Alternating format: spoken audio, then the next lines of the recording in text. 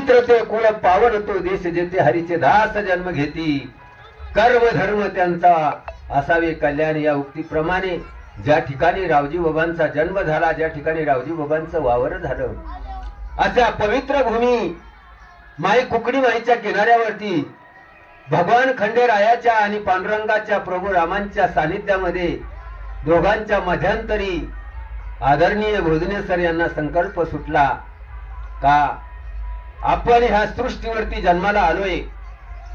भगवान परमात्म्याने आपल्याला जन्म दिला, आई वडिलांनी आपल्याला जन्म दिला, साधू संतांनी आपल्याला मार्गदर्शन केलं. मग आपण लहानचं मोठं झालो, आता आपण ह्या भारताचं नागरिक झालो, आपण आता ह्या तालुक्याचं गावाचं नागरिक झालो, आपण समाजाचं काहीतरी देणं लागतोय. ह्या अनुषंगानं तुका म्हणे फार आणि थोडा तरी परोपकार. मायबाप भोजने सरांना संकल्प सुचला, माझ्या हातून कोणा तरी परोपकार घडावा.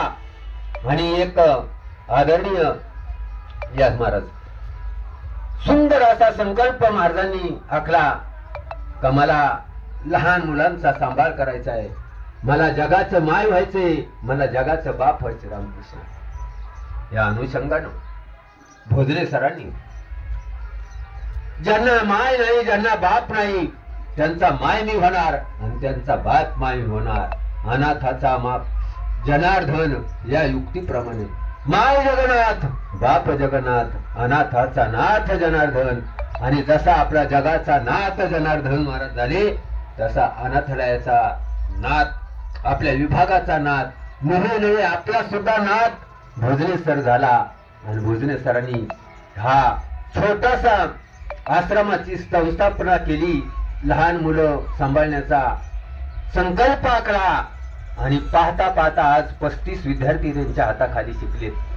आज आदरणीय सिंधुताई सपकाळ यांच्या पाठोपाठ आता दुसरा नंबर आपल्या जगामध्ये असेल तर तो भोजने सर आणि भोजने ताईंचा. अवघड आहे माय बापा हो, स्वतःची मुलं स्वतःला सांभाळणं अवघड जाते आता.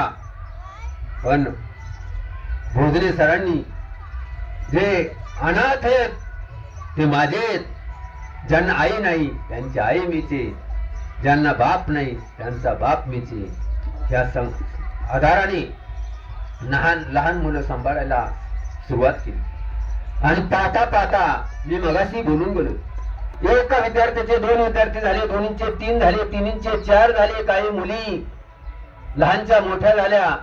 आणि भोजने सर आता नुसते बाप राहिले नसून ते आता सासरे सुद्धा झाले. भोजने सरांना जावई आले. एवढा मोठा संकल्प. आणि आज हिंदू धर्माप्रमाणे आता आपलं जग बाहेर गेले तो भाग सोडून द्या. आपण 1 जानेवारीला हॅपी बर्थडे म्हणतो किंवा हॅपी न्यू इयर म्हणतो. नाही, 1 जानेवारी आपलं साल नाहीच आहे. शलिवान शके नुसार हिंदू धर्माचं नवीन साल म्हणलं तर गुढीपाडवा, चैत्र शुद्ध प्रतिपदा